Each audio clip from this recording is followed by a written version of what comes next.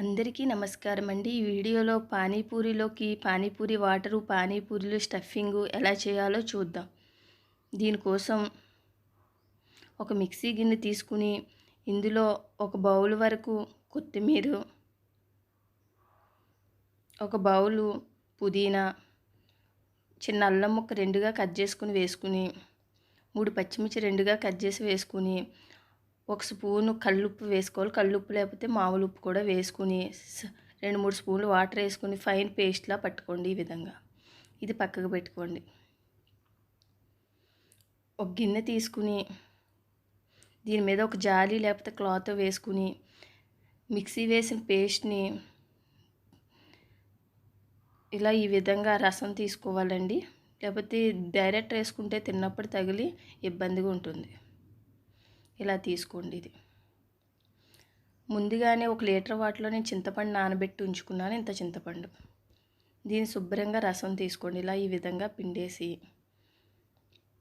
ముందుగా మనం paste ready చేసి పెట్టుకున్నాం కదండి, ఇందులో వేసుకోండి. పానీపూరి మసాలా సూపర్ మార్కెట్లో దొరుకుతుందండి. ఇది ఒక చెంచాతో 2 చెంచాల వరకు వేసుకోండి. వేసుకుని బాగా కలుపుకుని సాల్ట్ కానీ సరిపోతే ఇప్పుడే చెక్ చేసుకుని వేసుకోండి. అంతేనండి, పానీపూరి వాటర్ రెడీ అయింది. పానీపూరీలు అయితే ఇలా సూపర్ మార్కెట్లో పానీపూరి పాపడ్లు దొరుకుతున్నాయండి. ఇలా దొరుకుతాయి. దీనికోసం స్టవ్ వెలిగించి కళాయి పెట్టుకుండి డీప్ ఫ్రైకి సరిపడా ఆయిల్ వేసి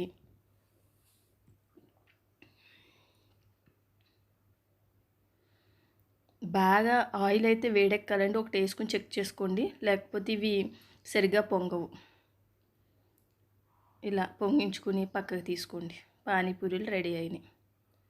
లేకపోతే మార్కెట్లో ప్యాకెట్స్ కూడా దొరుకుతాయండి, మీరు ట్రై చేయొచ్చు. ఈ విధంగా పానీపూరీలు రెడీ అయినాయి. ఇప్పుడు స్టఫింగ్ కోసం ఆలూని కుక్కర్లో 2 విజిల్లు వచ్చే వరకు ఉడికించి పొట్టు తీసుకున్నానండి. దీంట్లో సరిపడా సాల్టు, 1/2 స్పూన్ కారం వేసుకుని మ్యాష్ చేసుకుని పక్కన పెట్టుకోవాలి. శనగలను కూడా 6 గంటలు నానబెట్టుకుని కుక్కర్లో 9 విజిల్లు వచ్చే వరకు ఉడికించి పక్కన పెట్టుకున్నాను. మహారాష్ట్రలో ఇలాగే తింటారండి. ఆలు, శనగలు, ఉల్లిపాయ ముక్కలు వేసుకుని వాటర్ వేసుకుని ఈ విధంగా కూడా ట్రై చేయండి, బాగుంటుంది. అంతేనండి, పానీపూరి రెడీ అయ్యింది. ఈ వీడియో మీకు నచ్చినట్లయితే లైక్, షేర్, సబ్స్క్రైబ్ చేసుకోండి. ఎంతమంది చూసారో అంతమంది లైక్ చేయండి. సబ్స్క్రైబ్ తప్పకుండా చేసుకోండి. Thank you for